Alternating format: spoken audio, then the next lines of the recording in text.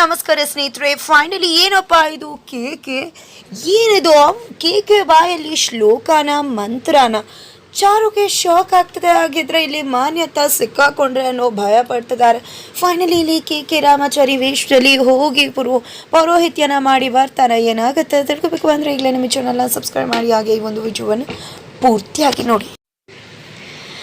ಇಲ್ಲಿ ಚಾರುಗೆ ಕೇಕೆ ಅನ್ನೋ ವಿಷಯ ಕ್ಲಿಯರ್ ಆಗಿದೆ. ಮನೆಗೆ ಬರ್ತಾಳೆ. ಕೇಕಿಗೆ ಪ್ರತಿ ಹೆಜ್ಜೆಲು ಕೃಷ್ಣ ಕೃಷ್ಣ ಅಂತ ಹೇಳಿ ತನಗೆ ಕೃಷ್ಣನ ವಿಷಯ ಗೊತ್ತಾಗಿದೆ, ನಿನ್ನ ವಿಷಯ ಗೊತ್ತಾಗಿದೆ ಅನ್ನೋದನ್ನ ಇಂಡೈರೆಕ್ಟ್ ಆಗಿ ಹೇಳ್ತಾಳೆ. ಇದರಿಂದ ಕೇಕಿಗೂ ಕೂಡ ಅರ್ಥ ಆಗ್ತದೆ ಈ ಕಡೆ ಚಾರುಗೆ ವಿಷಯ ಗೊತ್ತಾಗಿರ್ಬೋದು, ಅದಕ್ಕೆ ತನ್ನ ಹೆಸರನ್ನ ಪದೇ ಪದೇ ಹೇಳ್ತಿದ್ದಾಳೆ ಅಂತ. ಆದರೆ ಯಾವ ಕ್ಷಣದಲ್ಲೂ ಕೂಡ ಚಾರು ಕೇಕೆ ಮುಂದೆ ಹೋಗಿ ನಿನ್ನ ಬಗ್ಗೆ ಎಲ್ಲ ಕೂಡ ನನಗೆ ಗೊತ್ತಿದೆ ಅನ್ನೋ ವಿಷಯನ ಹೇಳೋದಿಲ್ಲ. ಇದೆಲ್ಲ ಕೂಡ ಒಂದ್ ಕಡೆ ನಡೀತಾ ಇದ್ರೆ ಆ ಕಡೆ ತಂದೆಗೆ ಮಗ ಇವನೇ ನನ್ನ ಮಗ ಕೃಷ್ಣ ಅನ್ನೋ ಸತ್ಯ ಗೊತ್ತಾಗಿದೆ. ಜೊತೆಗೆ ಇಲ್ಲಿ ಚಾರುಲತಾ ಕೂಡ ತನ್ನ ಮಾವಂಗೆ ವಿಷಯ ಹೇಳಬೇಕು ಅಂತ ನಿರ್ಧಾರ ಮಾಡ್ತಾಳೆ. ಇದೆಲ್ಲ ಒಂದ್ ಕಡೆ ನಡೀತಾ ಇದ್ರೆ ಈ ಕಡೆ ಚಾರು ತಂದೆ ಜೈಶಂಕರ್ ಮನೆಗೆ ಬರ್ತಾರೆ. ಅವರ ಅಪ್ಪನ ಆಶೀರ್ವಾದ ತಗೊಂಡು ಮನೇಲಿ ಏನೇನೋ ಆಗ್ತಾ ಇದೆ, ಸಮಸ್ಯೆಗಳು ಬರ್ತಿದೆ, ಇದೆಲ್ಲ ಕೂಡ ಸರಿ ಹೋಗ್ಬೇಕು ಅಂದರೆ ಮನೇಲಿ ಒಂದು ಪೂಜೆ ಮಾಡಿಸೋಣ ಅಂತ ಅಂದ್ಕೊಂಡಿದ್ದೀನಿ. ಆಚಾರ್ಯರು ಹೇಗೂ ಬರೋಕ್ಕಾಗೋದಿಲ್ಲ, ಅದಕ್ಕೆ ರಾಮಾಚಾರಿ ಬಂದು ಪೂಜೆ ಮಾಡಬೇಕು ಅಂತ ಅಂದ್ಕೊಂಡಿದ್ದೀನಿ ಅಂತ ಹೇಳ್ತಿದ್ರೆ ಈ ಕಡೆ ಚಾರುಗಂತೂ ಇವನ್ಗೆಲ್ಲಿ ಪೂಜೆ ಬರುತ್ತೆ ಅಂತ ಅಂದ್ಕೊಂಡು ಇವನಂತೂ ಬರೋದಿಲ್ಲ ಅಂತ ಹೇಳ್ಬಿಡ್ತಾಳೆ. ಯಾಕೆ ಏನು ಅಂತ ಎಲ್ರಿಗೂ ಕೂಡ ಶಾಕ್ ಆಗುತ್ತೆ. ಯಾಕಮ್ಮ ಏನಾಯಿತು ಅಂತ ಕೇಳ್ತಿದ್ರೆ ಈ ಕಡೆ ಚಾರುಗೆ ಏನೇ ಇರಬೇಕು ಅಂತ ಗೊತ್ತಾಗ್ತಿಲ್ಲ. ಆದರೆ ಇಲ್ಲಿ ಜಾನಕಿ ಅವ್ರು ಮಾತ್ರ ಖಂಡಿತ ನನ್ನ ಮಗ ಬಂದು ನಿಮ್ಮ ಮನೇಲಿ ಪೂಜೆ ಮಾಡಿಕೊಡ್ತಾನೆ ಅಂತ ಹೇಳ್ತಿದ್ದಾರೆ. ಬಟ್ ಪೂಜೆ ಮಾಡೋದು ಕೇಕೆಗೂ ಕೂಡ ಅಸಾಧ್ಯವಾಗಿದೆ. ಹಾಗಾಗಿ ಅವನಿಗೂ ಕೂಡ ಶಾಕ್ ಆಗ್ತದೆ. ಇದೆಲ್ಲ ಕೂಡ ಇಲ್ಲಿ ನಡೀತಿರೋ ವಿಷಯನ ವೈಶಾಖ ಮಾನ್ಯತಾ ಅವ್ರಿಗೆ ಕಾಲ್ ಮಾಡಿ ಹೇಳ್ತಾರೆ.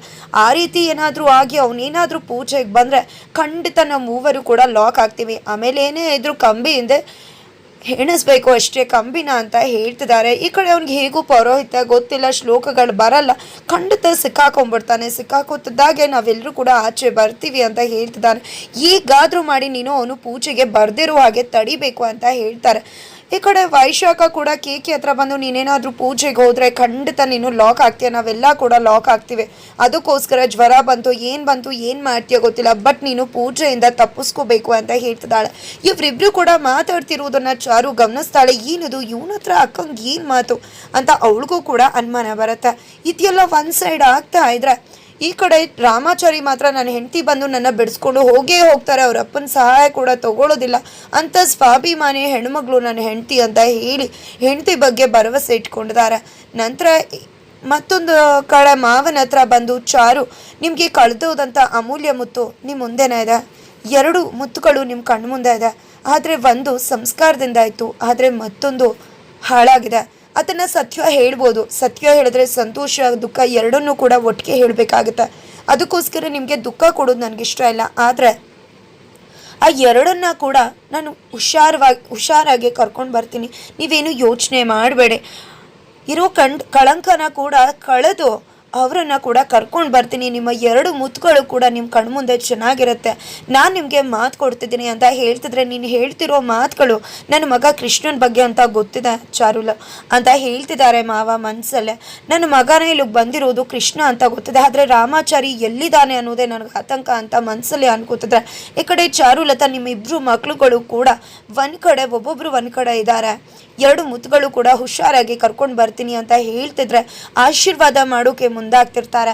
ಅಷ್ಟರಲ್ಲಿ ಜಾನಕಿ ಅವ್ರ ಕರೀಲಾಗಿ ಈ ಕಡೆ ಚಾರು ಹೋಗ್ಬಿಡ್ತಾಳೆ. ಅಷ್ಟರಲ್ಲಿ ವೈಶಾಖ ಬಂದು ಏನಿದು ಕೈ ಎತ್ತದಾಗಿತ್ತಲ್ಲ ಅಂತ ಅನ್ಕೊಳ್ಳೋ ಅಷ್ಟರಲ್ಲಿ ವೈಶಾಖ ನೋಡ್ಬಿಡ್ತಾಳೆ ಅಂತ ಕೈ ತೆಗೆದು ವಾಪಸ್ ಇಟ್ಕೊಂಡ್ಬಿಡ್ತಾರೆ ಶಾಸ್ತ್ರಿಗಳು.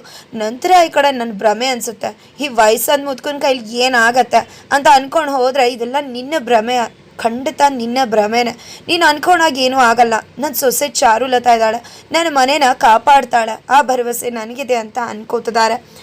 ಇಷ್ಟೆಲ್ಲ ಆಗೋದ್ರ ನಡುವೆ ಈ ಕಡೆ ಊಟಕ್ಕೆ ಕೂತ್ಕೊಂಡಿದ್ದಾರೆ ಎಲ್ಲರೂ ಕೂಡ. ಆದರೆ ಇಲ್ಲಿ ಸರಿಯಾಗಿ ಊಟ ಮಾಡೋಕ್ಕೂ ಮನಸ್ಸಾಗ್ತಿಲ್ಲ ಕೇಕಿಗೆ. ಅಮ್ಮ ಅಪ್ಪನ ಬಗ್ಗೆ ಯೋಚನೆ, ಮನೆಗೆ ಯಾವ ರೀತಿ ಬಂದೆ ಅನ್ನೋ ಯೋಚನೆ, ಎಮೋಷ್ನಲ್ ಆಗಿದ್ದಾರೆ. ಆದರೆ ಇಲ್ಲಿ ಚಾರುಲತಾಗೆ ಊಟ ಸೇರ್ತಿಲ್ಲ ಅನಿಸುತ್ತೆ ಅಂತ ಅಂದ್ಕೊಂಡು ನಿಮ್ಮ ಮಗಂಗೆ ಊಟ ಸೇರ್ತಿಲ್ವೇನೋ, ಹೋಟೆಲ್ ಊಟ ಬೇಕು ಅನಿಸುತ್ತೆ ಅಂತ ಅತ್ತೆಗೆ ಹೇಳ್ತಿದ್ದಾಳೆ. ಏನಿದು ಈ ರೀತಿ ಮಾತಾಡ್ತಿದ್ದಾಳಲ್ಲಪ್ಪ ಅಂತ ವೈಶಾಖಗೆ ಶಾಕ್ ಆಗ್ತದೆ. ಈ ಕಡೆ ಜಾನಕಿ ಅವರು ನನ್ನ ಮಗ ಯಾವತ್ತಿದ್ರೂ ಮನೆ ಊಟ ಇಷ್ಟಪಡ್ತಾನೆ ಹೊರತು ಹೋಟ್ಲ್ ಊಟ ಅಲ್ಲ. ಯಾಕೆ ಮಗನೇ ಏನಾಯಿತು ಅಂದಾಗ ನೀನೇ ಕಾಯ್ತು ತಿನ್ನಿಸ್ತೀಯ ಅಮ್ಮ ಅಂದಾಗ ಏನಾಗಿದೆ ಕ್ಷಣಕ್ಕೂ ಚಿಕ್ಕ ಮಗು ಥರ ನಡ್ಕೋತಿದ್ಯಲ್ಲ, ಆಗ ನೋಡಿದ್ರೆ ಅಮ್ಮ ಅಂತ ಕರೀಲ ಅಂತ ಕೇಳಿದೆ, ಆಗ ನೋಡಿದ್ರೆ ತೊಡೆ ಮೇಲೆ ಮಲ್ಕೋತೀನಿ ಅಂದೆ, ಈಗ ನೋಡಿದ್ರೆ ತುತ್ತು ಕೇಳ್ತಿದ್ಯಲ್ಲ ಅಂದಾಗ ಯಾಕೆ ಏನು ಅಂತ ಕೇಳಬೇಡ, ತುತ್ತು ಮಾಡಿ ತಿನ್ಸಮ್ಮ ಅಂದಾಗ ತುತ್ತು ಮಾಡಿ ತಿನ್ನಿಸ್ತಿದ್ದಾರೆ. ಇದನ್ನೆಲ್ಲ ನೋಡಿ ಚಾರುಗೆ ಶಾಕ್ ಆಗ್ತದೆ. ಏನಿದು ಅವನಿಗೆ ಗೊತ್ತಿದ್ಯಾ ಈ ಮನೆ ಮಗ ಅಂತ?